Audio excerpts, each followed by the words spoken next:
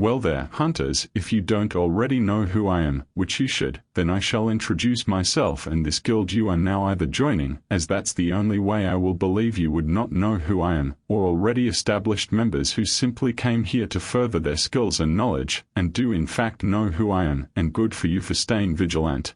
I am Donald Barman Van Helsing, and this is the Helsing Guildhall and Guild, where hunters and mercenaries find work, shelter, and allies in subject to the courses of Beastology, monster hunting, collecting dangerous bounties and at times, simply helping a cranky old lady get her apples across the stream, the last part being partially a joke, of course, but seriously, stay humble and just help out. Now, but to the reason why we are right here, right now, this instant specifically. Over the course of the foreseeable future, I will be giving logs and discussions about several beasts, monsters and creatures that populate our world and you may encounter. I will be giving the basic summaries of these beasts, where they are most commonly found and the summary of that location and the biomes in it, and say their eating habits and further details, including their categorizations and how lethal they can be. I won't lie to you, this will get very dangerous and life-threatening, and by my guess, within at most a year, without proper training in this job very seriously, more than 80% of you that are joining will be dead for a while.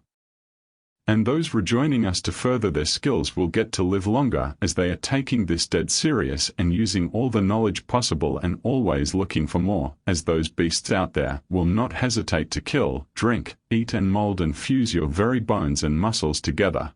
Now, I won't be listing any creatures and beasts quite yet, we'll save that for next time, as you won't be going to any missions till you have made some proper training. What point is knowledge if you don't have the skills, know-how, and strength to use it? I'll start this project and end this session by listing the different categories of the different types of creatures, and now I don't mean by reptile or mammal, or something like that. We have a different system that categorize where how one could describe the creatures on a different level. The creatures we will be discussing can be subclassed into the 4 categories: animal, mob, beast, and monster. It is noted that the scholars exclusively have made the names, so don't ask me why we have animal or mob, as I do not know, and always have questioned mob specifically. Now, back to subject. Creatures that are categorized into animals are your run-a-day livestock, and average wildlife, usually being smaller predators like ordinary wolves, bears, lions, or occasional tiger and killer whale, if at colder climates. Though while these may be not that significant and can be handled by 1 to 3 rookies, do not let that fool you as being safe. I cannot repeat this enough. Do not, under any circumstances, let your ego control you and let down your guard. Even these minor pests can end your life in an instant under the correct circumstances. Take every hunt seriously.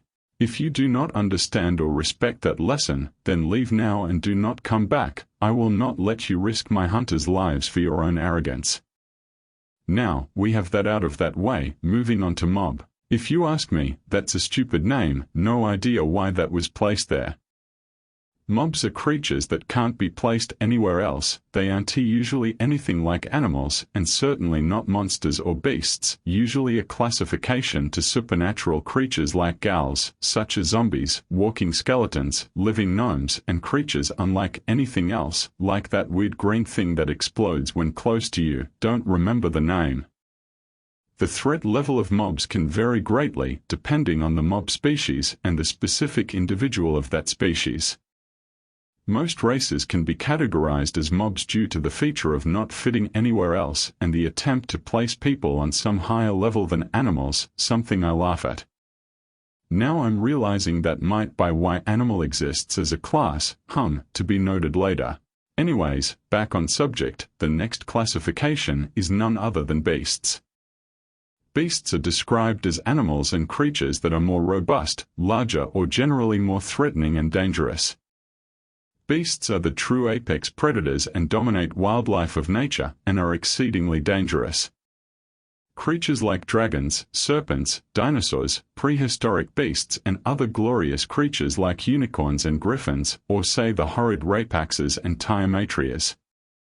Beasts will often have similar physiology to monsters, and even feature similar creatures if not the same as monsters but as a wider species. which would actually lead us to the final classification, and near the end of our discussion and session. The classification of monster leads us to certainly the most unique beasts, as while monster is usually a subjective term, it is used as the literal sense and addressing the characters and individual monsters that are described in mythology. It should be noted that there are many overlaps between beasts and monsters, such as the Hydra species belonging to the dragon genome and the mythological Lernaean Hydra, which while both are technically hydras, are not the same.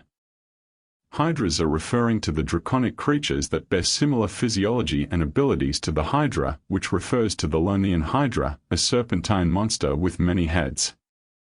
This is applied with many other overlaps like krakens, behemoths, leviathan and other monsters that also appear as normal animals, or beasts that is. There are three main things to note about monsters. There is always the significant one. There is only one Nemean lion, one Lernaean Hydra, one Crete Minotaur, whatever Crete is, a location that doesn't exist on our planet. Not that matters. This note is also contributed as they can always be found in mythology in different pantheons.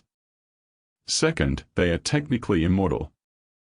When a monster is slain, the main intact body dissipates, and some time later, somewhere in the world, usually around the same area, the exact same monster, not one that looks the same, but the actual same individual as before, with memories of before, which is to be noted as all these monsters are usually very intelligent and definitely sentient, and could hold a grudge. I certainly would know this, as I have made that mistake with the Minotaur, accidentally made it personal, and now he constantly hunts me.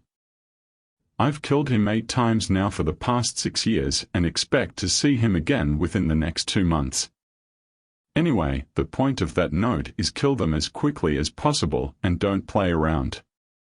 And that leaves us at the last note. You can't slay them. Now let me finish. You can't just slay them. Monsters also retain a sort of magically defense that disables the practical use of ordinary mortal weapons. Usually it takes a magical attack to harm them, or some highly advanced energy weapon, or a blade or something made from certain materials, such as celestial steel. Pay no express attention to the name. The scholar's current scientific theory to why this may be, could be due to the fact that monsters aren't just powerful and magical creatures, but actual individual and children, or creations of gods and some other beings, which I personally think it's one of their more valid theories when it comes to the celestial. Not that matters, as what you need is to research the monster you are hunting and its history, and possible weaknesses and strengths, make a strategy for it, train for that strategy, make sure you have the necessary tools for the job, and stay focused. Don't play around and get the job done, no funny business. Now, that's about all the classifications. Now leave and begin some training and work. Just sitting on your bum and listening to a bunch of words and tea gonna keep you healthy and prepare you for what's to come.